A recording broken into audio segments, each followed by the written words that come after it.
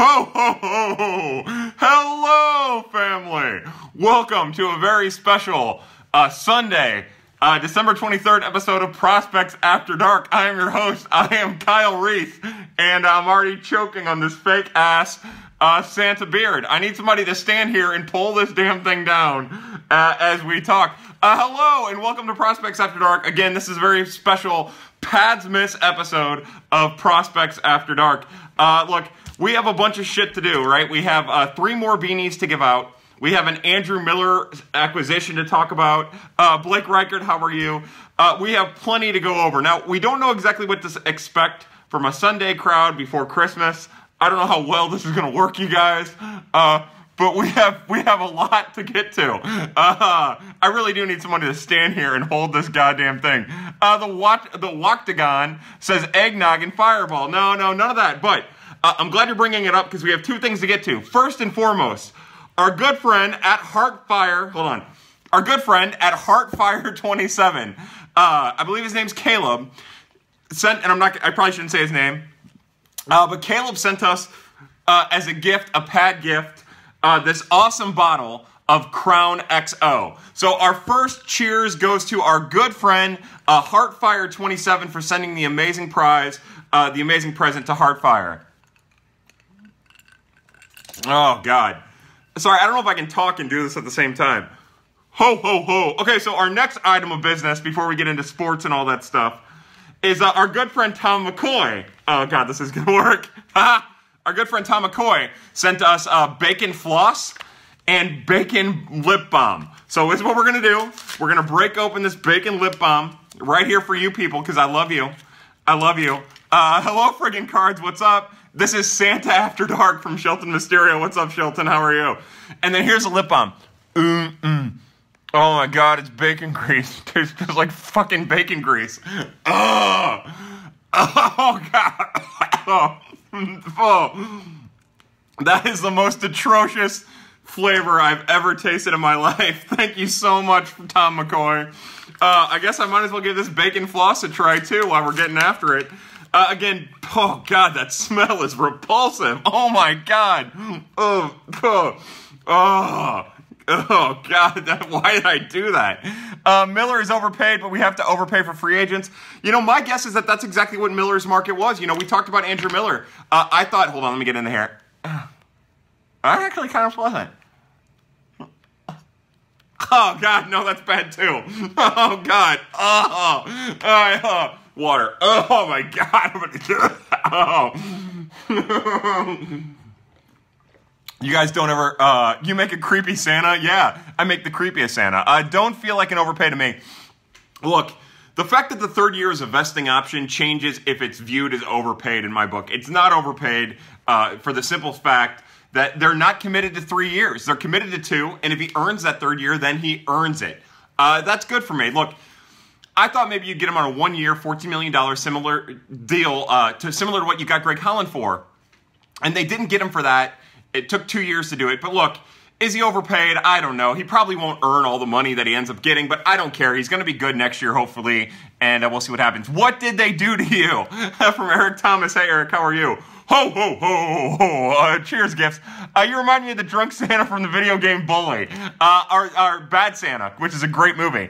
They paid $14 million for Holland. I'm completely fine with this deal. That's where I am at, too. Look, I don't expect Andrew Miller to be the pitcher he was in 2017. I don't expect him to be the pitcher he was in 2018. I think he's probably somewhere in between the two, but it doesn't take away from the fact that he makes the Cardinals better. Did they overpay for him? Yeah, probably, if they would have waited a little longer, but we don't know what his market looked like, so it's hard to say exactly. God, that lip balm is, I can fucking taste it still. What happened if we close to 100, what happens if he's close to 110 games and we don't want him to come back for a 3rd year? Well, if he's not very good, then I would imagine that they don't use him. But if he's good, they'll use him. Look, that'll play itself out. That's a ways down the road, right? Let's wait and see how it plays out. Miller is overpaid, but we have to overpay for free agents. Yep, the Miller deal is good deal. He's still the best lefty reliever we have. Bad Santa 2 After Dark. Believe it or not, they made a second Bad Santa, and I heard it was terrible. They plan on taking Miller, Cabrera, Cecil, Shreve, and Webb to camp. Who joins Miller in the pen? Well, more than likely it's Brett Cecil. You would think Brett Cecil would have the upper hand there, and there's no telling. Remember, that first month of the season, you end up having days off. They might not bring the right amount of pitchers. They might bring an unusual amount of pitchers. We're just going to have to wait and see. Hold on. Oh, God damn it. God damn it, I thought... Oh, son of a bitch. No, God damn it, I thought you were the real Santa until you pulled your beard down. Thanks, asshole. Yeah, hold on. Cancel. Jesus Christ. Yeah, I am the real Santa. So, speaking of being the real Santa, Shelby Miller's minor league deal going to happen from Jay Noobs, I guess. I'm hopeful. I'm a big fan of Shelby Miller, not in the way that I think he would be like a dynamite addition that you can't pass up on, but just as a really solid depth piece. There's nothing wrong with a little depth. Hey, hashtag murder from April. Yeah, boo! I'm going to start throwing cards. Okay, so the other thing I want to talk about, this means Dakota Hudson is almost certainly going to be slated for the next man up starter, right? Maybe. I don't necessarily think that adding a left-handed reliever changes how the Cardinals will handle the right side, but I do think that that's the best spot for Dakota Hudson. We talked about that a little bit last week, Mr. Council Van Graft. Okay, so the other thing real fast before we get too far away. So we are drinking primarily this amazing bottle of Crown Royal XO from Heartfire 27, again to you. But you'll notice that I have an empty bottle of Four Roses small batch here. You might ask, hey, Kyle, how come you have an empty bottle of Four Roses small batch in your clutches? Well, that's a great question, audience. Let me tell you why. The reason is because this hat right here, you'll notice, it also doubles as a flask. That's right, family. This is how I roll. This is how I spend Merry Christmas. So, to the fine people at Johnny Brock's Dungeon, I say, Merry Christmas, and I can still taste the goddamn bacon on my mouth.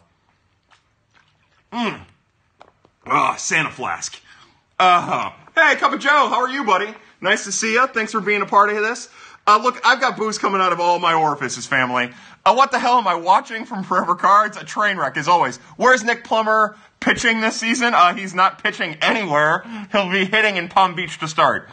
Well, that's right, Shelter Mysterio. I have a flask in my hat. That's how I roll. Ho, ho, ho! Merry asshole!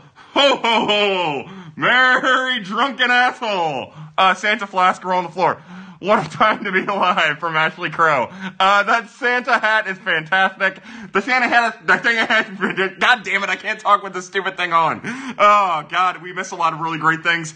When the Santa, oh God. So let me tell you what's going on with me right now. I've got this ridiculous beard, and the fucking bacon lip balm has found its way into the goddamn beard. And I'm almost choking on this shit. Thank you, Tom McCoy. Merry Padmas, everyone, from Steel, hello. Santa Kyle scares everyone away. Come sit on my lap, little boy. Ho, ho, ho. You are so fucked up. From Scott. Hey, Scott, how are you, buddy? Thank you for being here.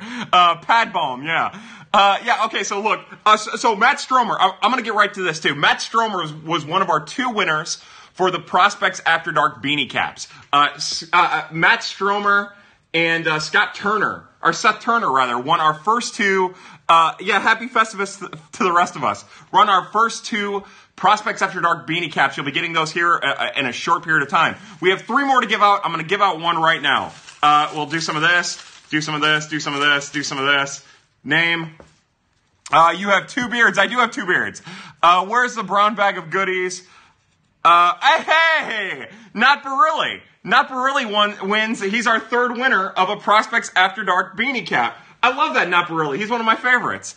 We'll get to the other ones here in a little bit. From Klutz, I think our season hinges on the health of our starters. Klutz, I think you're dead on there. Look, the one thing that gets lost about what happened with the Cardinals in August last year is that the starting pitching was good and the bullpen was good. Everything came together in August for the Cardinals. No getting around that. They had good pitching, good hitting, a good bullpen. And that was the difference between going 22-6 in August and going 12-15 in September. Remember, in September, they were purging pitchers. They didn't have John Gant. Like, John Gant would pitch 2 innings, and that'd be it. Gomber would pitch 3 innings, that'd be it. It really handcuffed what they could do moving forward. And then Mike Shildt didn't use Daniel Ponce de Leon ever. So I agree with you. Here's what I think. I think the Cardinals are in a position where they need everyone to play as good as they are capable of doing, as capable of playing to win the Central. Your beard is good. Just a comment there about your beard. Your beard is good. Baseball being very, very good. Oh God, it tastes like bacon, Mike. Is Barry Bonds a Hall of Famer from STL Cup of Joe? Look, you have to understand that Kyle hath no scruples. In high school, my buddy Dan used to say, hey, Kyle, you have no scruples. I'm unscrupulous. I don't care. Look, I don't view the Hall of Fame on the same level that everyone else seems to do. To me, it's just a fun little place where people get really upset about who goes in and who doesn't. Barry Bonds is the best baseball player of my lifetime.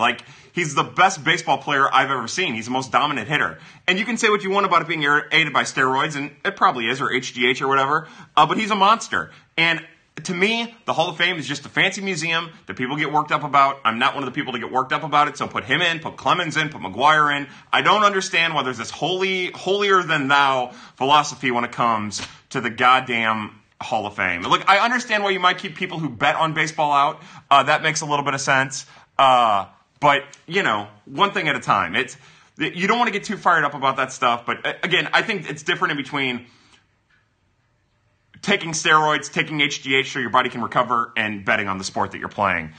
Love the cat. Let's see. How much are you going to drink when you see Harper, Goldie, Ozuna, and Marp in the same lineup from Coach Housley? I am so on board for that.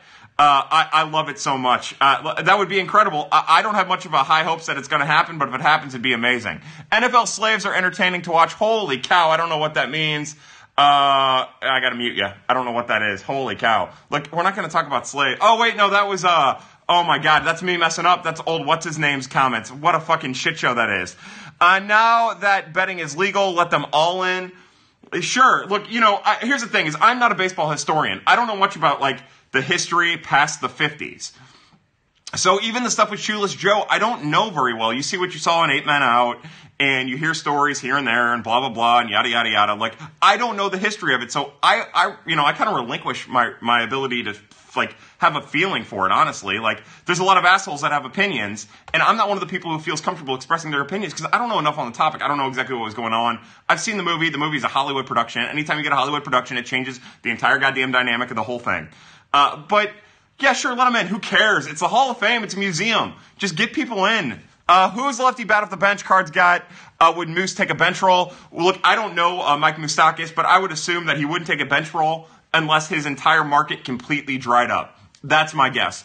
And also, what kind of a bench roll would he have? He has a limited bench roll because he can only play third base, and he might not even be a good first baseman. You would assume he is because he's an average to good third baseman.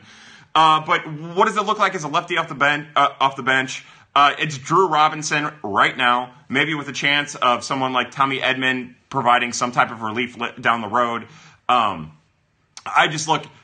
The most important thing is to have your best hitters available. And that's why the whole Jose Martinez trading thing stopped me in my tracks. I was all about moving Jose Martinez for a left-handed reliever or a left-handed bench bat.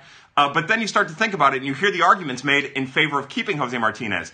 And the truth is, Jose Martinez is really good against righties. So what does it do? What good does it do you to trade Jose Martinez to get a left-handed bat if that left-handed bat isn't as good against righties as Jose Martinez is? We'll wait and see. The Cardinals will be aggressive. I feel confident saying that. Bro, son of a bitch.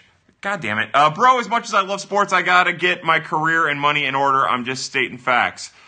From Career Family Oriented. Wow, it's almost like you have a plan that you're sticking to. Higher ceiling, Bader, O'Neal, Jagger, or Rosarena. Easily O'Neal. Look, Tyler O'Neal's the only one of those four that has the potential to be an MVP. He's the only one of those four that has the potential to be a middle-of-the-order hitter for 10 to 15 years. That's his ceiling. Now, you ask me which one of those guys has the lowest floor, it's Harrison Bader. And not to say Harrison Bader could be an all-star or any of that other accolade nonsense, but that's just the facts of the matter. It's Tyler O'Neill and everyone else. Brother Kyle, as a Cards fan, do you have analysis of the Dodgers in 2019? So here's the thing. I'm really interested about the move that they just made to clear some salary. I'm anxious to see if that brings them Yasmani Grandal back, or if it gets a trade for JT Realmuto there. I hate that they moved Alex Wood. I think that hurts their team in the long run, even though they have starting pitching depth. I get why they did it with the money and blah, blah, blah, blah, blah, yada, yada, yada. I also think they'd be smart to hold on to Homer Bailey. I don't know if they actually released him yet, but you might as well bring him to camp if you're already paying for him and see what happens from there. I don't know what they are up against a 40-man, so of course you'd have to see that.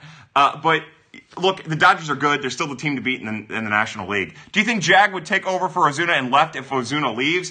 Look, here's what I know.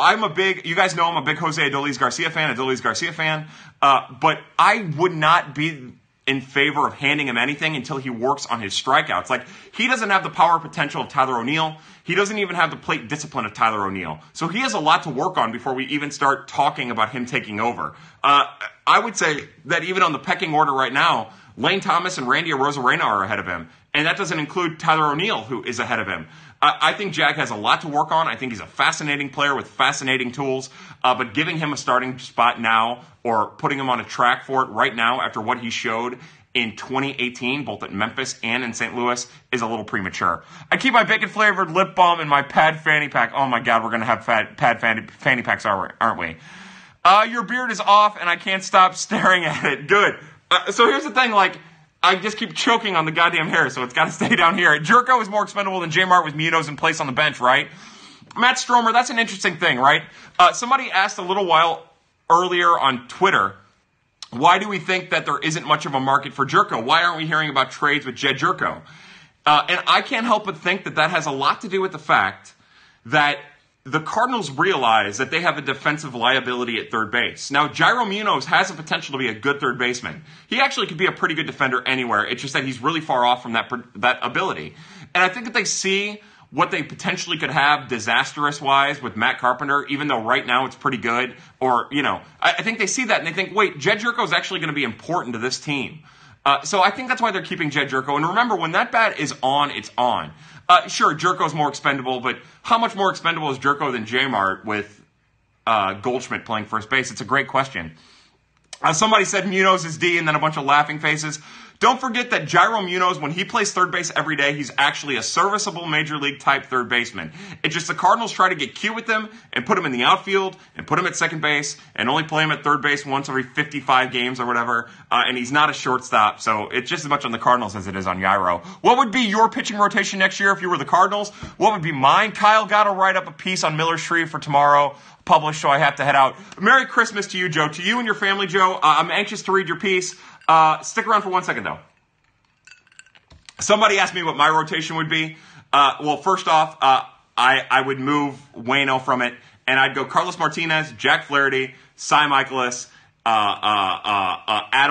Wacha, rather, and then that fifth spot where Waino would probably be in the bullpen for me, I would make open competition, and I would honestly, between Ryan Helsley and Dakota Hudson, whoever gets that spot in spring training gets it. That's what I would have, a complete open competition.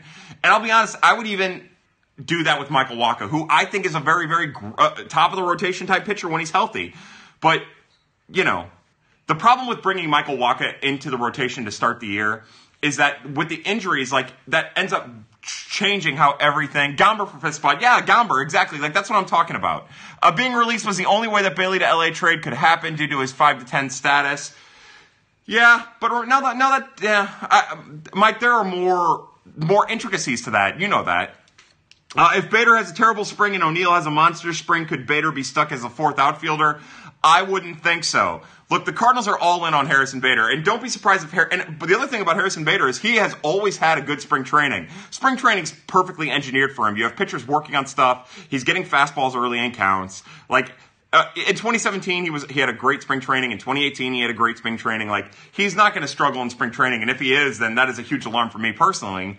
But it's not something I'm particularly worried about with Harrison Bader. And even if Tyler O'Neill mashes, like, it's spring training. That's what you'll get. You'll just get, well, this opens up the door for Tyler O'Neill to get more starts, but it'll still be Harrison Bader. Merry Christmas, Kyle. Love you, sir. Scott, I can't tell you how much of a privilege it is to have you in here. I appreciate you here. Thank you so much, my friend. Again, I'm going to give one more shout out. I can't stay long from Sensational. Hope everyone has a sensational Christmas. Again, I'm going to take a little big drink out of my flask here inside of my my lovely Santa hat. To everyone, Merry, Merry, Merry Christmas, if Christmas is your thing. Oh, God. Would you let Shelby Miller close a game or two if he is signed? I would not I would want to see what Shelby Miller is doing before I let him close. Look, if he comes back and he's throwing that high velocity, high spin fastball, then yeah, sure, why not? We'll see what happens. But my goodness, you're going to have a huge hangover. Yeah, probably. Happy Festivus for the rest of us from the other person named Reese. That isn't my brother Michael. The only words I understand were God and damn and Christmas. I believe that that's a Christmas carol. Merry Christmas, everyone. Whee! Yeah, that's a pad flask, Eric Thomas. That's a pad flask. Merry Christmas, Kyle and everyone. Look, I've got to take this stuff off. I'm fucking sweating. Sorry, family. We'll put the flask right here. Yeah, Merry Christmas, everyone. And oh God, I got to take it off. I'm sorry, fam. I'm sorry. I thought I was going to last the whole goddamn thing, but I'm not. I'm sweating. I apologize. Have a great Kwanzaa. Look, to everyone with, oh, yeah. Everybody who celebrates Kwanzaa, we raise our glass. Every holiday this time of year, blah, blah, blah. Boxing Day is the day after Christmas, I think. So, to the Canadians, really. All right, so, as we know, the lovely, the talented, the incomparable Mr. Jason Hicks just slid into our DMs. It's not a DM so much as it is a Periscope show that we do. But to Mr. Jason Hicks, to the lovely Jennifer Hicks, to their son, Jordan Hicks, and their daughter, the first family of Prospects After Dark, Hicks family, I can't tell you how much of a privilege and a pleasure it is to have you in here with us as we celebrate the holiday season. To you and your family. A Drake man says his eyes are burning. You know what, Mr. Hicks, I'm going to put the Santa stuff back on since you're in here. We got our little Santa. Oh, God. Oh, God. Oh, God, that's disgusting. And then, Mr. Hicks, look, we got this flask here thing. This flask, it's a Santa hat. And then you just go like this. And then you go, I'm going to put it back on for you. Give our best to your son. His Instagram is very much... So, Mr. Hicks, your son's throwing it around a little bit. I think you'd be proud of that. I know I am. Yeah, Ratchet Santa. Close your eyes and listen to the last 20 seconds. That was traumatic, yeah. So by the way, Santa isn't real. Put your kids to bed. Santa isn't real. Arby's kills. And, embrace the void. Orwig, hell yeah. So, again, Steel Orwig just had a baby. We need a pad next week, too. You'll get a pad next week. Look, I am a man of the people. If you say pad, I'm going to pad everywhere. There's going to be pad in every orifice, in every crack imaginable. If you can put a pad inside of something, I'm going to put a pad inside of something. Kyle, can I have that Santa get up? Maybe my wife will come back. I'll send this shit to you. Maybe at the end of the night, we'll poll and see. We'll poll and see. Whew, that's not what I meant. But maybe at the end of the night, we'll poll and see. My parents came to my 5th grade Christmas party dressed as Santa and his elf. I bet you they fucked afterwards. Arby's are Lion's Choice. Arby's when I need my soul cleanse. Lion's Choice when I want a good meal. So somebody said next giveaway. We have 2 more Prospects After Dark beanies to give away. I'm going to give away one right now. Give away one right now. First one I grab. Hey, Christian Rabbit. Christian Rabbit gets a Prospects After Dark beanie. That makes me happy. Good for Christian. We still have 1 more of those motherfuckers to give away. We'll get to that a little bit later. Can we talk about Graham disliking Adam Wainwright more than Cecil? Hey, look, I don't know what's going on there. If it was part of, if it's in the chat, it stays in the chat. Speaking of spring training, hey, from Heartfire, again, we're drinking Heartfire. He gave us this amazing Crown Royal XO. Is amazing. Speaking of spring training, what happens if Dex struggles during spring training? Nothing. Look, one of the things about the Cardinals fully backing Dexter Fowler is he could have a bad spring training and the Cardinals are all in on him. Mo promises Waino a shot at the rotation. True or false? No, it's an absolute fact, Michael. He's talked about it. When do we release Dex? Look, if Dexter Fowler doesn't have, it's going to take, more than likely they're not going to release Dex. Look, if the struggles of Brett Cecil this past year show anything, it's that the Cardinals will hold on to these guys if they've given them money. If he's at a problem and then maybe come July, but we'll see. XO, I get to have that tomorrow after work from Mr. Hicks. Good. Then, look, Mr. Hicks, you let me know when you're drinking it, and I'll pour myself a glass, and you and I will drink together, my friend. Yeah, let's see. Boo from Roller Reader. Yeah, boo, hashtag murder. Hey, Kyle, would you trade Montero for Bellinger? Absolutely. How depressed will Dex be in June? I'll take Pete Davidson levels. Oh, that's fucked up. Look, depression is not, it's not something to joke around about. That's sad. That makes me sad. I don't know anything about Pete Davidson either, but that's fucked up. And get over yourself if you're joking around about depression. Would you expect Harper to sign shortly after Machado signs the dotted line after New Year? No, I think, how did I miss my moment? Sorry, Christian. I I think that Bryce Harper will last longer than that. It was something that we've talked about a lot here on Pad. For a minute there, I thought that there was a chance that Dexter Fowler. See, now I've got Dexter Fowler stuck in my head. I thought that there was a chance that Bryce Harper would go around the winter meeting times, but if there's any type of market at all, I would think that Mr. Boris is going to hold out for every dollar that he can. Hold on. Would be Joey Votto be a good trade? So here's the thing is the Reds are in a good position. That's a really, really good lineup with kind of a good bullpen and somewhat of an interesting rotation without a frontliner. They wouldn't trade Joey Votto. My nephew was listening in. Any advice on how to pick up hot dudes? Wear a Santa costume. Kyle, you should be a guest on Joe Rogan. Joe Rogan. I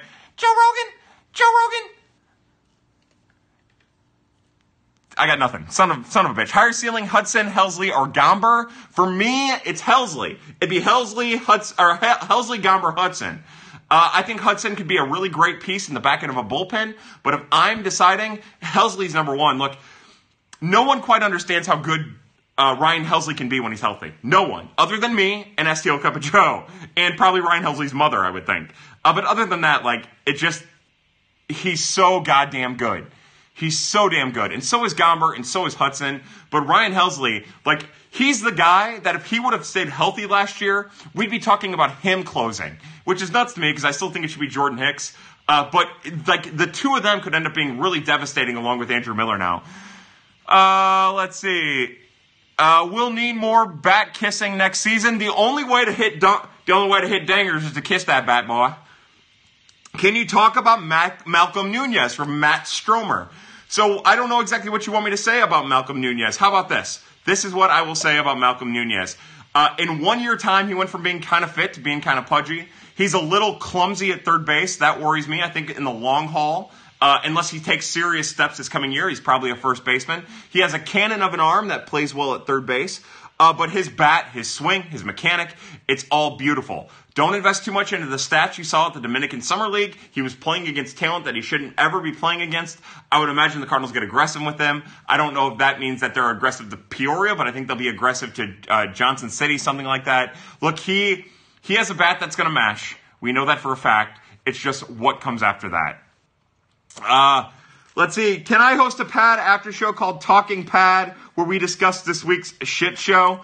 That'd be awesome. Yeah, you're more than welcome to. Leon in the pen all year next year. I think so, as long as he's healthy. From 410 Maryland High. Hello, how are you? Are Cards in on Keuchel? Nothing I've heard. You think Cabrera gets a shot this year? So, Klutz, I'm a big Genesis Cabrera fan. You guys can take that stuff to the bank. Does he get a chance? I think eventually he'll be pitching out of the bullpen for the Cardinals in some capacity. I think he should be a starter. I don't know if it'll actually happen, but, we'll see. We'll see. Here's the thing is, no one really realizes how good that kid is. He's kind of like Ryan Helsley. And I guess, so if there's one thing that as I'm saying this stuff out loud, it dawns on me that I like these guys. I like the Ryan Helsleys. I like Genesis Cabrera. And I like them because when you watch them, they're better than the stats show. Now, Helsley has always had good stats. And that goes to show you just how good he can actually be. So, yes, I do think that Genesis Cabrera gets a chance. I hope he gets a chance as a starter because he has long-term starting future. Really hoping the Cardinals sign Yangervis Solarte. I would like that. We'll see what happens. I think Cabrera will be a September call-up, maybe earlier if someone gets hurt from Quinn STL. I think that's a solid point. I'm here, Mac Daddy, from Cardinal Topher. What's up, Topher? How are you? Hold on, we missed a bunch. Helsley is healthy, right? From S-More15. That is a fact. Rob Raines over at STL Sports Page wrote an amazing article about Ryan Helsley, getting us all up to date with his health. John Mazalek talked about it in the UCB roundtable on Cardinals Conclave through C70. He looks healthy and ready to go. But, we'll see. Merry Christmas to Crash. To Crash, you, sir. Merry Christmas. Build the wall. Nah, look. Oh, God, I'm not going to get into politics. The only wall I'm worried about building is building a wall that's 30 feet further in Houston, down the left field line. That's the only wall that I worry about. Look, No, don't build a goddamn wall. Don't spend that money. It's fucking stupid. What a waste of time and money and energy and resources. You think that there's a chance that a wall with bifurcated fucking tips are going to get people out of this country? You're out of your goddamn mind. People have been sneaking into the States for millions and millions of years, and I know it's only a couple hundred, but I'm just trying to make my point. People are going to continue to sneak into the goddamn States, even if you build that ridiculous wall. My own personal opinion. Now, that shouldn't stop people from wanting to migrate to the States legally. I hope that that continues to happen. But come on, man. If you think of fucking putting forks up is going to keep people out of the States, you're out of your mind. You're out of your goddamn mind, man. But I'm out of my mind, so I understand. You still think there's a chance the Cardinals trade for Will Smith? Pad gear available at winter warm-up. Make it happen. Oh, I love that so much. Hold on. Excellent outfit. Just had 100 people through my house eating cookies and chocolate. So you do you think the Cubs can actually have financial space for Harper? So Drake Man asks a really interesting question. I love Lamp too. About, do you think the Cubs can have financial space for Harper? Now, right now, it doesn't look like that. But remember, the thing about the soft cap, that is a luxury tax. If the Cubs want Bryce Harper, they can go get him. And if there's one thing we learned from the Yasiel Puig and Matt Kemp deal to Cincinnati, is that these teams with aggressive general managers and the resources to move people have the opportunity to do it if time allows. And, it was something like thinking about Jason Hayward, right? If the Cubs took half of Jason Hayward's contract, they could move him. There's a legitimate chance that they could move him and probably get a good return for him, which is fucked up, but it also goes to show you the current state of Major League Baseball. So right now, it doesn't seem like it. They can make it happen if they wanted. Don't kid yourself about that. And they can, as long as no one else signs them, they get more time. The Cubs don't have the outfield space, though. They are packed. Look, that's the thing about the Cubs, right? It's the same thing with the Cubs as it is with the Dodgers and all of these teams. Don't think for 1 second that they wouldn't sign Bryce Harper and put him in right field and then just deal with it. That's what good teams do. That's what part of the reason why the Dodgers got to the World Series in 2018. Look at all the outfielders that they had, and they had a utility man playing in the outfield every day and a first baseman playing in the outfield every day. The Cubs would trade Bryant if they sign him. I don't know. Look, I think we get too fixated on the luxury tax for the big market teams. If the Red Sox can do it, then the Cubs can do it. It's just that simple. What in the hell is this? Hey, Graham, how are you, buddy? Welcome to our little shindig. I'm Santapad. I'm Centipede. Human centipede is what I am. The Brewers did that last year. Hold on, I gotta take all this stuff back off. I'm sweating again. Seriously, I'm ordering pad fanny packs. Who's in? Most of these people, I would think.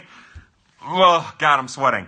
I think Mo is over the Harper stuff from RB_314. Maybe not. I don't really know. I think that there's always interesting comments that keep coming out that make me question it, to be honest.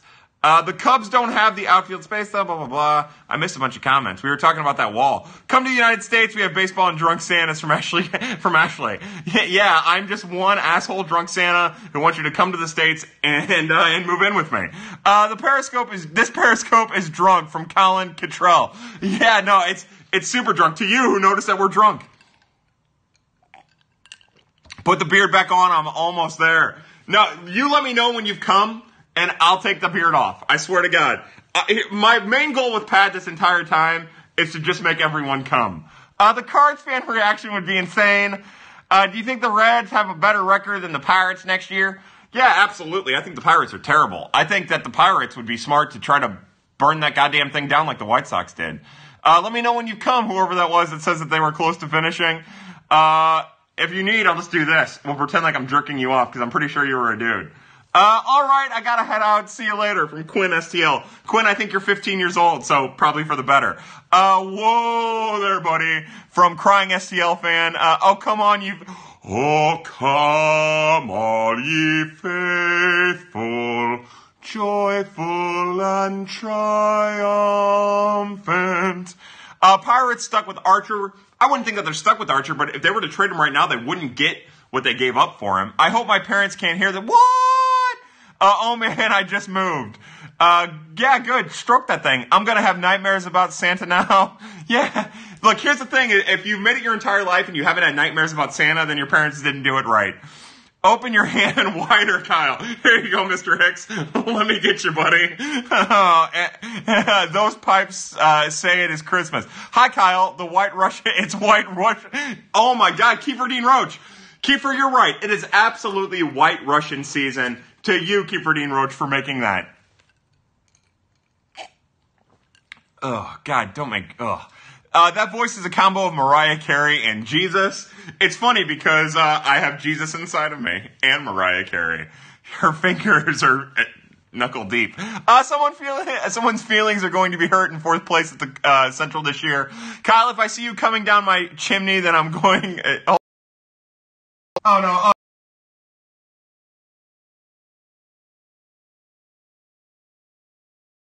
Oh my God, you guys, I don't know if we can do this again. If you don't get drunk on White Russians at your family's Christmas, you're wrong. So let me tell you about my family, is we're not much into the celebrating Christmas thing. We celebrated Christmas with my mom today, and that was just my mom cooking dinner and hanging out by a Christmas tree. Tomorrow I'll have this amazing dinner with my cousin, who is a wonderful, amazing human being, and his girlfriend and that part of the family. We go to this fancy restaurant in South County, and we eat like assholes and drink like assholes. I'm really looking forward to that. And then on Tuesday for Christmas, I'll go spend the day with my father. More than likely the last Christmas I'll have with my dad. And then we'll just have a joyous celebration. But we haven't given each other presents in the Reese household since, I don't know. I mean, probably since I was 18. We kind of gave up on all that fucking nonsense. Look, materialism isn't really my bag, baby. And I really just, we don't give a fuck about any of these stupid traditions. But to you, and I mean this, like this might sound like I'm beating up on you, but if you celebrate Christmas or Kwanzaa or Hanukkah or Boxing Day, to you, you're stronger than I am, to you. From Jack 238414, we'll see you next time. Anyone going to the baseball writers dinner on the 20th of January? So there's a chance that I might. We're still waiting to see, one step at a time. But maybe, Mr. Hicks, maybe. Are you guys going? That'd be awesome. There was a whole thing that kind of happened earlier in the week, and we were kind of told that we might be able to go. We'll see. Not into materialism. Your sweater says otherwise. That's a good point. That's more 15. But this is all about like... So here's my thing about the pad stuff. And again, oh boy, we're going to get into serious territory. To me, the thing about the pad stuff is that the pad stuff is about building a community. So I love the pad stuff because, again, I'm the custodian of pad. Prospects After Dark is not mine, it's yours. So the reason that I love the pad sweater and the pad hoodie and all of that stuff is because it makes us all a part of the same goddamn beautiful and wonderful and amazing community. We wear that proud. We are a subculture of love and respect and baseball.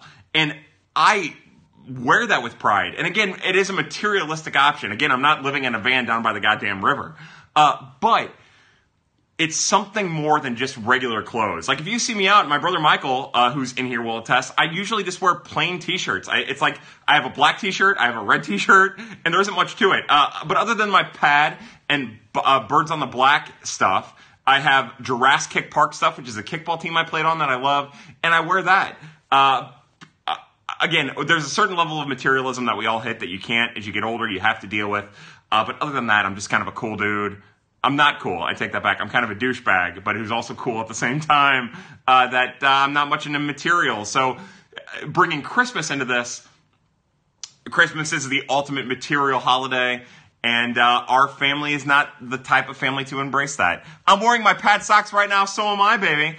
Damn, that was a speech. I'm hard and teary-eyed. Here, I'll put the goddamn beard back on if you're hard, and you're going to want to start masturbating right now here. Just start doing it. Subculture of love and respect in baseball, nice. Yeah, Klutz fan, we're all about love as I pretend to jerk this other person off through this camera on my phone. Would you ever do a pad on location? I know a bar. From Stevie B78. Yeah, fuck yeah, I would. Look, if you guys want to, I want to do, so here's the thing. I want to go to spring training if my time and my schedule allows. I would like to do that. I'm all about doing Prospects After Dark from there. There's a certain location in the middle of Illinois that I would be really fun, I think, to do a Prospects After Dark, but that's a story for another day. I would like to do one from Springfield and Peoria and Memphis and Palm Beach. Like, I think it'd just be fun. Full detachment from all materialism is essential. Hold on, goddammit. Is essentially impossible. Yeah. Let's see. What did I come here into laugh my ass off? From Stuart Big 99. You came in here to see a weird-looking bearded white dude who looks like all the other weird-looking bearded white dudes wearing a Santa costume, drinking bourbon out of his Santa hat that doubles as a flask, and jerking fake people off. I'm in the middle of Illinois and there isn't much fun here. I would disagree. Where in Central, blah, blah, blah. Sorry I'm late. Merry Xmas, everyone. Yeah. Ho, ho, ho. Merry Christmas. From Coach Halsley from 3 minutes ago, are the Cardinals the favorite for Harper if Castellanos gets traded to LA? I would not expect that. Look, here's the thing. The Dodgers might do good work, but I don't think, and I know that it's rumored, but look, here's the thing. I would think that, I don't know what the fuck this is. I would think that these rumors for Castellanos going to LA are fabricated by the Dodgers front office in an effort to get the price down on Bryce Harper. Thoughts on the Miller signing? I am a big fan. Look, let me rephrase that. I am a fan of the Miller signing, the Andrew Miller signing. I think it's a good move. I don't think it makes the Cardinals bullpen better, even if he was his 2018 level. But it has upside to be better than that. It doesn't hurt the bullpen, and that's what matters to me. I think it's great. I think it's somewhat expensive, but it's worth the price more than likely. I like that. To me, let me rephrase this. The two most important things to me with the Andrew Miller signing, that it was only 2 years and that it has a third-year vesting option. I've watched this 40 minutes and it seems like 10. That's how we roll. Look, I'm all about making time stop. Dodgers very left-handed now. Yeah, but again, we get so focused. And look, I'll say this too. If organizations are focused on this, they're fucking stupid. But if we get so focused on left-handed, right-handedness and not just building the best lineup you can, you're doing yourself a disservice. It goes back to the J-Mart thing. And it was something that I wasn't thinking about when I was talking about moving J-Mart and being happy with it. What does it matter if you have a lefty or a righty if the righty doesn't hit as good against lefties as the lefty does? You know what I mean? How would you like the Cards to use Reyes this season? Let's, focus on Reyes getting healthy. That's the most important thing to me. We don't know how healthy Reyes is or if he's healthy or any of that shit. One step at a time there. If he is healthy, for me, I would like for them to move him along like they did in 2018, where he's ready to join the big league club in May, at the beginning of May. And at that point, the Cardinals would be able to adjust and use him how they needed to while stretching him out as a starter. Chiefs defense is so bad. Yeah, I don't know much about that. Will we ever see Delvin in STL? If there's one thing that Pete Kozma's tenure in STL has taught me, is that you never give up on a prospect when they're terrible. There are still good things about Delvin Perez and what he does. He took steps as a base runner, as a baseball player, as a defensive shortstop last year, and his bat really tanked in August. So I'll say yes, but not in like the way where it's this glorious Oscar Tavares thing. How long till Nolan is in Springfield from Cardinals Topher? I would think that he's in Springfield come August. Who is closing this year? More BP moves. I think that there's still more BP moves. I think the Cardinals still go out and get somebody similar to Bud Norris. Anyone remember Zach Cox? Yeah, I remember Zach Cox. They get somebody again, kind of like Bud Norris, somebody who might be a potential swingman. They don't need it, but it might be something that they might be able to bring in. And who closes? I believe that Mike Schilt will play the matchups. I think you'll have Andrew Miller against tough lefties, and I think you'll have Jordan Hicks against tough righties. They should re-sign Bud. I wouldn't be surprised if that happens. Greg Holland, I can't wait to see what kind of contract Greg Holland gets. Gorman in AA in 2020 was horrific in A-ball last year. So here's the thing about look. Oh God. So here, I'm going to go down the Nolan Gorman hole for a while. Nolan Gorman blew Johnson City up, right? And then he was promoted to Peoria, where he was overmatched. Merry Christmas, all. Enjoy the rest of the evening. To you too, C70. I know you don't booze it up, but you're my favorite. I love you, buddy. You're like, you're the patriarch of this entire Birds on the Black UCB community, but down with the patriarchy. What gets lost with Gorman as he entered Peoria is that he really wasn't as bad as the stats say. And that's a league that he should not have ever touched in 2018. So the fact that he played as well as he played shows you that he is special. One step at a time, though, you know. Bud was actually fairly effective. Do that for the right price. Exactly. You get him another $3 million deal. You'd be stupid to turn that out. What are your thoughts about the GoFundMe for the wall? I have none. He K'd at like 50%. I think it was like 39%. But again, like, you're focusing on only part of the aspect of his time in Peoria. And you're missing when he was good and when he was bad. And you're missing the at-bats that he took. And as someone who watched that guy in nearly every one of his at-bats down the stretch, he wasn't ever overmatched. And yeah, you're going to look at the errors too, and you're going to see the fielding percentage, and you're going to notice that he wasn't particularly good at third base. But I'll tell you what, as an 18-year-old who just turned 18, just fresh out of high school, I've never seen anyone handle that level the way that he's handled it. Will Gorman be in Peoria this season? I would expect so. What Cards prospect is on the naughty list? Andrew Kisner, because he's dating that Miami Dolphins cheerleader. Didn't he have multiple two-run home run games there? I don't know for sure. I asked Santa for Harper, but he brought me Drew. Blah blah blah. First baseman in the Midwest. 18 in the Midwest League for Nolan Gorman. That tells you all you need to know. And again, he's not like the Soto type. He's not the Acuna type, right? He's not an outfielder who makes good contact. He's a big power, big strikeout guy. Again, look at Nolan Gorman as Tyler O'Neill. He is on that path. Like, that's what you need to look at. And again, we look at Tyler O'Neill and we say, man, there's a lot of holes there. Are you sure? But Tyler O'Neill won a goddamn Triple Crown and an MVP in the Southern League at AA as a 20-21-year-old.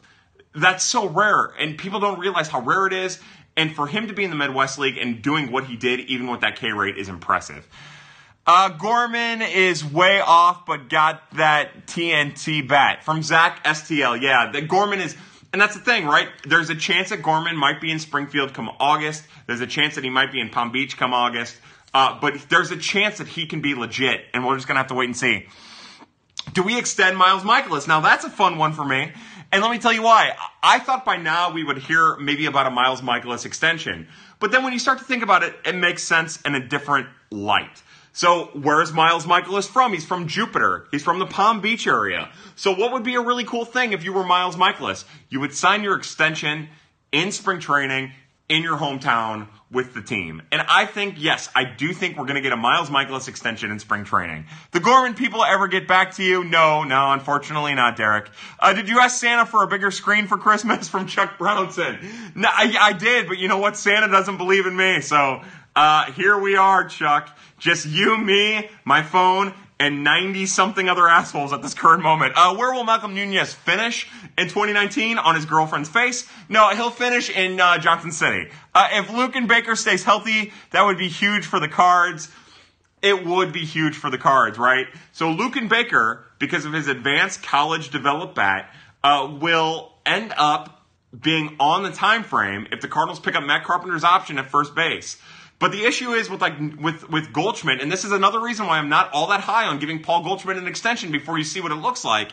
Let's see what 1 year of Luken Baker at Springfield looks like, because I've got a feeling that Luken Baker is going to rake. And at that point, Santa told me you've been a bad boy this year. Yeah, Santa told you right, Chuck. But at that point, like, you have to be smart. And again, there's no guarantee Luken Baker will never be the player that Paul Goldschmidt has the potential to continue to be, but you have to be smart about the contracts you give up. Finishing order for the NL Central: Cubs, Cardinals, Brewers, Reds, Pirates. What role does Gomber play next year? That's a great question. Y'all, my people tore up from the floor up. That's right. What role does Gomber play? I would think that Austin Gomber is like the de facto fifth starter if one of the five starters get hurt in spring training. He and John Gant play that role. I don't think that there's a role in the bullpen. I think more than likely you're looking at Austin Gomber starting the year at AAA. My friend wants to know how to pick up hot guys. Any advice? You got a hottie? I do not have a hot... Well, let me rephrase that. I'm not a hot guy, but I've been fortunate enough... Anyways, just jerk them off. You think the Cubs are still the best team from Jason Hicks? Mr. Hicks, look, here's my thing. I'm all about preparing. I do have a hottie, by the way. I don't have. That's fucking ridiculous. But anyways, I prepare myself emotionally for disaster, and the biggest disaster in baseball is for the Cubs to win the NL Central. So yes, I expect them to win the NL Central because my life is a disaster. I expect the Brewers to take a step back because their starting pitching is still bad. Remember, one of the reasons that they got into the playoffs and performed the way that they did was because of the trade of Gio Gonzalez. And he wasn't great for them, but he was an upgrade for them. So the Brewers need to get better. I still think the Cardinals are the second best team in the league. I think the league is going to be tooth and nails all year, and we'll see where it goes from there. You think Gant starts in AAA also? As of right now, right? Because where do you put him? You don't put him in the bullpen. You've got plenty of bullpen. Maybe he's the long man, but you guys know where I stand on that long man debate. I think it's kind of ridiculous.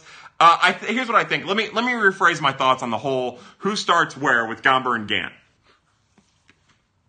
I think that there are a lot. Oh, wait, Gant is out of options. That makes it interesting. I didn't even think about that.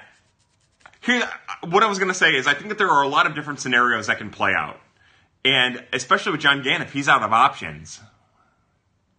He's out of options. Holy shit. So Gant becomes interesting. Gant will have to stick around unless they trade him. They should just trade the guy and let him start somewhere.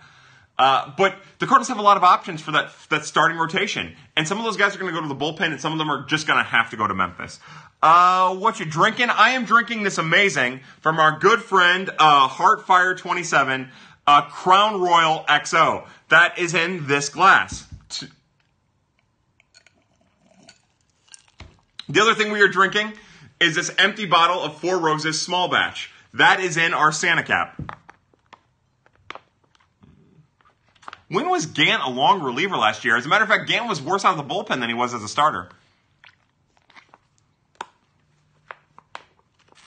I'm getting your advice, and I'm calling the cops. He was a hot dude on the subway. Good for you. Look, you jerk off whoever you feel like you need to jerk off.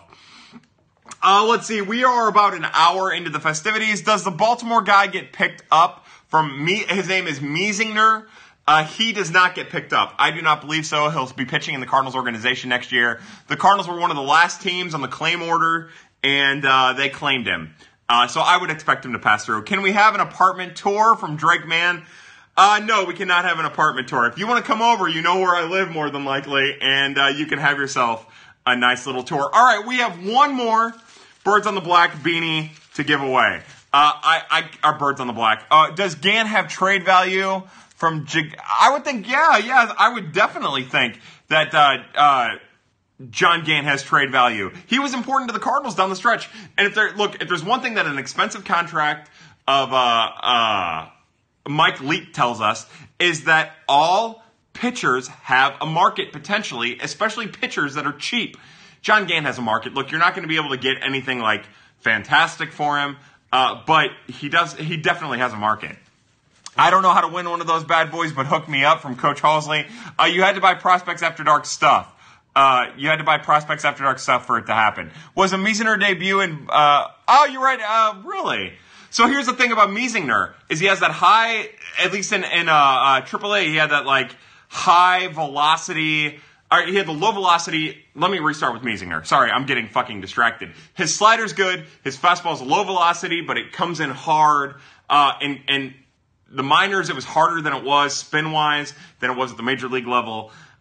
So, you just have to play it by ear, of course. I married a girl that is willing to sleep with me and watch every Cards game. Really all you need. Yeah, look, that's all we're looking for, right? No, you're looking for somebody who hits with you, somebody who understands you. And if the Cardinals baseball is what makes you understandable to your other person, then kudos to you. Fowler is hitting 180 through mid-June. Can Schultz sit him, given the front? He would have to. And again, it would all depend on what happens next. Will healthy Ronnie Williams make Memphis this year? From Mr. Hicks. I would think so, right? So more than likely, Ronnie Williams, if he's healthy, is going to be pitching out of the bullpen. I would imagine the Cardinals are aggressive with him. Maybe go to Palm Beach, maybe start at Springfield. And I really hope so, Mr. Hicks. I love that kid. And he's a smart kid. He's an aggressive kid. You can tell he's kind of an emotional kid, and not in the bad way, but in a good way. I'm really pulling for Ronnie Williams. And I think with his stuff and how it profiles, if the Cardinals keep him in the bullpen, then you could very well be seeing him in Memphis by the end of the year. And also, next year they'll have to put him on the 40-man if he pitches well. Miller is done. You know that, right? I don't know that, and we're going to find out. Look, I was very, very particular about saying that I was not really a big fan of the Cardinals signing Miller or Britton. I'm glad they did now that it's over with. It's relatively affordable, and I hope he pitches well, but it wouldn't surprise me at all. Best guess on who closes at Memphis? Well, Iowa Neck, that's not necessarily how it works in the minor leagues. There isn't like one designated closer in the minor leagues. What ends up happening is the entire bullpen just kind of closes games as it goes.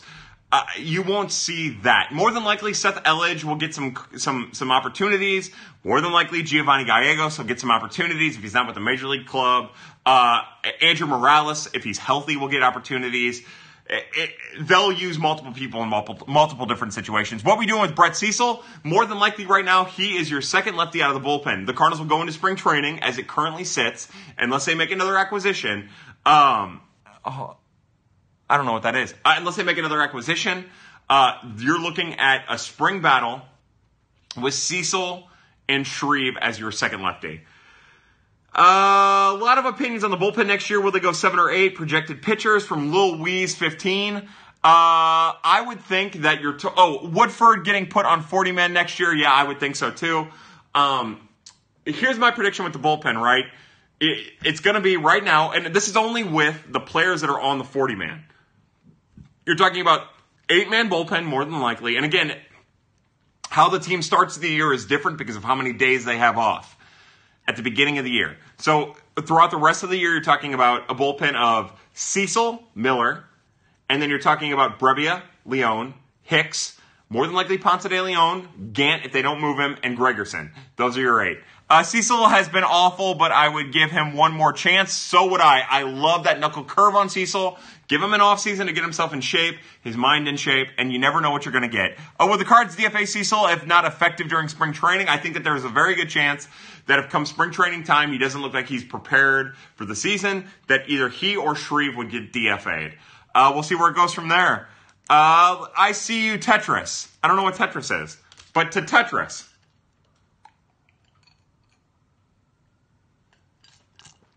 Let's see. Father, blah, blah, blah. Will Healthy Randy Williams. How long till known as will we ever see Delvin in St. Louis? Holy cow. I was going to try to, make sure if you do go to the dinner, you get put at our table, Kyle. Mr. Hicks, you're going to end up making me go. I wonder if I can make that happen. Look, Mr. Hicks, I would love that. I would love that. That's January 20th, right? Hold on. I'm going to write that down. I wouldn't even know how to get put at a table. Hicks, Jan 20 dinner. Tetris is a game, huh? Yes, Tetris is a game. Sorry, you said I saw you, Tetris. Brebbia won't bounce nearly as much, this year. I have to think he's earned a spot. From Carson Martin, 13. I don't believe that John Brebbia has any more options left, right? If he does, he has one more left, and hopefully not. Look, if the Cardinals think that they can get away with John Brebbia, moving him up and down, they're dumb, because John Brebbia is definitely one of their best right-handed relief options. Who will look sexiest in the powder blues? We all know that's Harrison Bader. Like, Harrison Bader was made for powder blues. No doubt about that. And then after that, Tyler O'Neill, because that fucking ripped-ass Canadian body of his is better than any human beings on earth. Guys, I don't feel like I've been particularly good this night. Martinez will outperform Goldie while on another team next year. Oh, my God. You talk about a whole shitstorm. The one thing that we can guarantee is that he won't outperform Goldie defensively. If every Pad Christmas episode going to be as fun to watch, thank you, Drake, man. Like I said, I don't feel like I'm bringing it strong tonight. I feel like I'm I'm not doing my thing. So we're going to drink more. I don't know what else to do. To you. I'm not going to drink out of this anymore. We're going to go ahead and pour that right into the glass. Go ahead and milk this teat right into the glass. I'm finally in the central time zone and I miss Padmas. No, look. So here's the thing. You guys know Padmas. Pad usually goes an hour and a half. We're right at the hour mark now. And we'll see how much longer it lasts.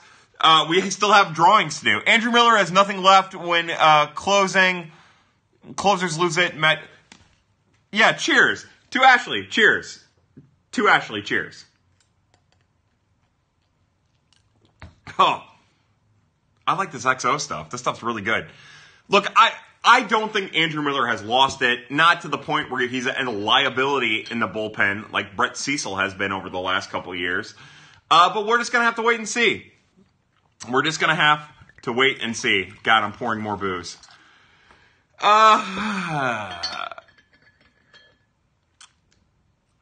So that the Council Van Grek loves himself some McAllen. That's as good as it gets. All right, so here's what I'm going to do. I'm going to eggnog yay or nay from Maggie. Maggie, hello, how are you? I am a big fan of eggnog. I like eggnog. I like everything. I don't really have much of there aren't a whole lot of things that I don't like. Again, I'm going to pull right now for the last Pad beanie. We're going to see how it goes. Wino Eggnog. His velocity was good in September, so that's positive. So that was the one good thing about Andrew Miller, is that his velocity really kicked back up in September.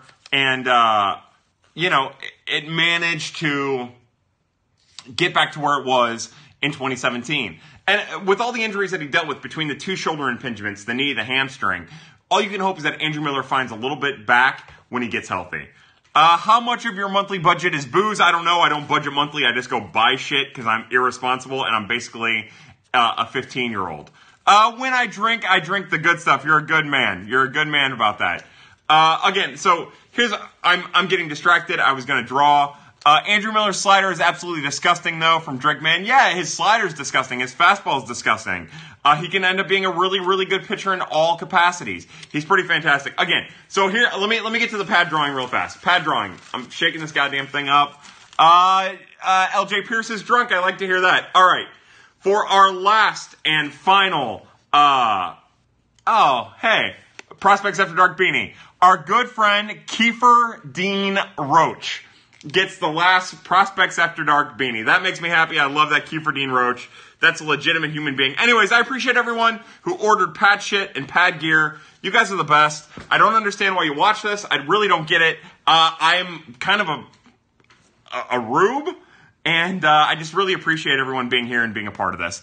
We got one Miller. Why not get the other? Yeah, bring me Shelby Miller, right? You bring him on a minor league contract or an incentive-laden major league contract, and anything could happen.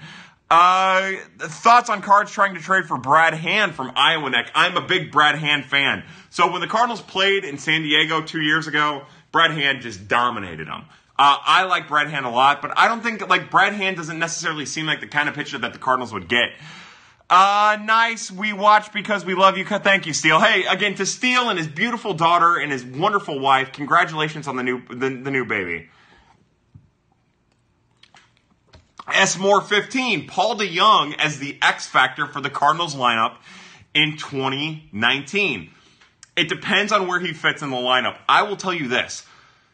I think back to those teams in the early part of the 2000s with Edgar Renteria hitting 5th or 6th.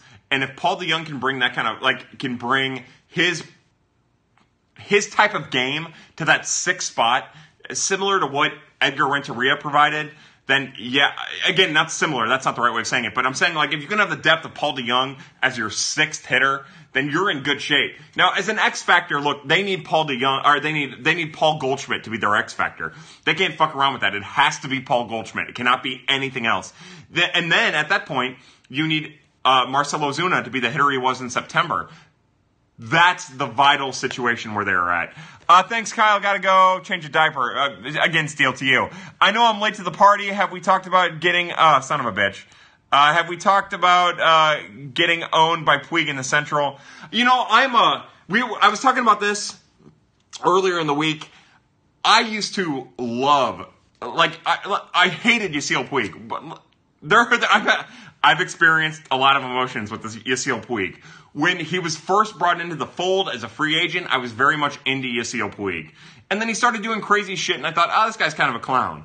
And then now, I love Yasiel Puig. And I'm disappointed he's a Red because I would love for him to be a Cardinal.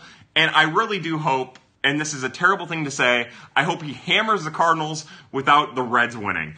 Finally home from family Christmas. Pants off, ready to hang. What's up? From Sexbot, I think. Let's see. I'm just messing with Kyle. I don't know what Patrick B said. Patrick B, thank you for being here. It's the off-season, homie. Hold on. Patrick B, what did he say? Ryan Reynolds, Patrick B, blah, blah, blah. Hello. Oh, son of a bitch. Patrick B said, hello, welcome to Prospects After Dark, where we hardly talk about any prospects. He's not wrong, though. Isn't Puig a free agent in 2020? Puig is, and yeah, he is. And unfortunately, that's... the more John Mozeliak talks and the more your pads are highly entertaining and a blast, fuck you for thinking of it and executing it first. To Art Lippo, who I love with all of my heart. So, quick shout out to Art Lippo, Corey Rudd, and Cards Farm. I love all three of those guys, in particular Lippo and Rudd. They're my favorite people. I love those guys. Why are you fingering us, Kyle? I just jerked you off a little while ago. That's how I roll. It's an emotional mindfuck. I jerk you, and then I tell you to fuck off. Kisner backup catcher in 2020. S. Moore 15. There's a very, very good chance of that. That would be perfect timing with Yadi, right? If he sticks to his timetable, like he's told us, retiring after the 2020 season. We'll see. Here's what I know, is Andrew Kisner is a very great kid, a very smart kid, a very good catcher who's developing into a better catcher. And I would love for him to have the opportunity to back up Yadier Molina at the major league level. There's no telling what's going to happen in between now and 2020. That seems so far away now, doesn't it? I mean, we're a week away from 2019, which is incredible when you think about it. But other than that, like, there's just no telling what happens in between now and then. So, yes, I would hope Andrew Kisner gets a chance. We will see. All right, so to be honest with you, I think that we are close to ending our Prospects After Dark tonight. We had an amazing Santa nonsense thing here. The LA Cincy trade seems off balance. How good are the prospects that went to LA? So that Jeter Downs is really, really interesting, and Josiah Gray is as well. I don't think that they're transformative prospects. I know that a lot of people are big on Jeter Downs. I am not one of those people. Does Andy Young have a higher ceiling than Tommy Edman? Yeah, Andy Young does have a higher ceiling, but he also has a lower floor. Pasmus can never end. How soon before Puig pisses off Yachty? Look, those two guys there won't be an issue there. Yeah, just open the garage door and grab the newspaper. 2019, blah, blah, blah. Woodford Reserve. Hey, to whoever's drinking Woodford Reserve, we raise our glass to you. Why did I put this stupid thing on? God, I made such a terrible mistake tonight. I'm getting MILB TV for Christmas. Good. It's a good investment. It's cheap. It's relatively affordable. I buy it every year, and it's just terrible camera angles and terrible quality, honestly. But for how cheap it is, it's worth doing it if you love minor league baseball. Thomas Jefferson's private reserve here. Wow, Jefferson Reserve. Good for you. Show off. Tommy Edman just got engaged. Congrats, Tommy. Hey, to Tommy Edman.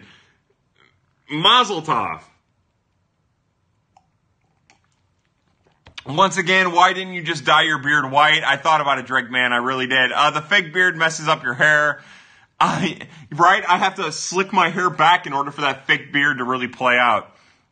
And Gomber did get engaged from the Council Van Grek. You're 100% correct. Yeah, good for them. Good for them. I think Britton would have been better than Miller. That is going to be the argument. That's going to be the conversation that we have for a year or 2 years to come, right? If Miller ends up fizzling out and Britton ends up dominating wherever he signs. But I wouldn't rule the Cardinals out of Britton just yet. One step at a time. We'll see where it goes. It seems unlikely now. It probably is unlikely now. But Andrew Miller is a really good pitcher. And I, too, was very much more into Britton than Miller. I hate that Miller has been overused in the bullpen. I hate that he has the injury history. But honestly, even with all of those red flags, he's better than Britton in 2018. So we're just going to have to wait and see. All right, so as we come to an end here at Prospects After Dark, I raise my glass. First goes to the Pad people. You guys are amazing. Look, we gave away some amazing beanies. I can't tell you how lucky I am and how amazing this community is.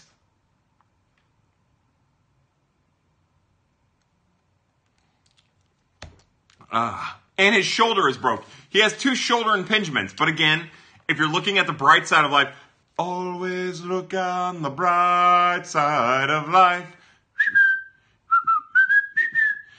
Then you're looking at a guy who regained his velocity in September, and you hope that continues with the Cardinals. The one good thing about Andrew Miller is that the Cardinals they gave him a really, really, really thorough physical, and medicals before he signed, so you can only hope that he's in good shape. This is the worst hot take I've ever seen. Oh God, Ashley, what did Duck Fart say? Hold on, let me see. Duck farts. When a player picks 46 must mean he doesn't want to be here long term. Wow, you seem to really, really, really just have some amazing opinions. Will there be any more selling of pad gear before the year changes? I would not think we have any more new pad gear. Next Sunday, I'll be wearing my Avocado pad shirt, more than likely. And that'll be probably the send-off for the 2018 year. And probably after that we'll have some new shit. But look, we've inundated you with stuff. We've had socks, we've had sweaters, we've had sweatshirts, we've had t-shirts. You deserve time before we ask you for your cash to buy the pad stuff. You guys have been amazing. I feel guilty even asking in the first place. But again, to you pad people, you are the reason why I do this, and you're the reason why I do this, and I don't know what else to say to that. I feel incredibly awkward when I go on every night, and then here I am, an hour and a half, hour and 45 minutes later, still rambling and talking. I'm your mouthpiece. I am the custodian of Prospects After Dark. This is your show. You're amazing. I just didn't have money because of Christmas. Yeah, most people don't, Drake, and I felt bad about the timing of all of that. What's with the avocado? It's because my head looks like an avocado, Jake Siegler. Look at this thing. It's a big round bottom, and then this weird whatever's going on here, and then something here, and then some of this too, and then some of this, and then this. I need a pad neon compressed sleeve. Oh, God, apparently we know who Marcelo Zuna is. Okay, so again, my last cheers goes to my Birds on the Black family, to Cards Gifts, to Nicholas Childress, to Stu Stiles, Chuck Brownson, Tara Wellman, Eric Manning, Ben Cerruti, Cards, the former SEO Cup of Joe, Zach Gifford, to everyone at Birds on the Black, to my pad people, you're the best.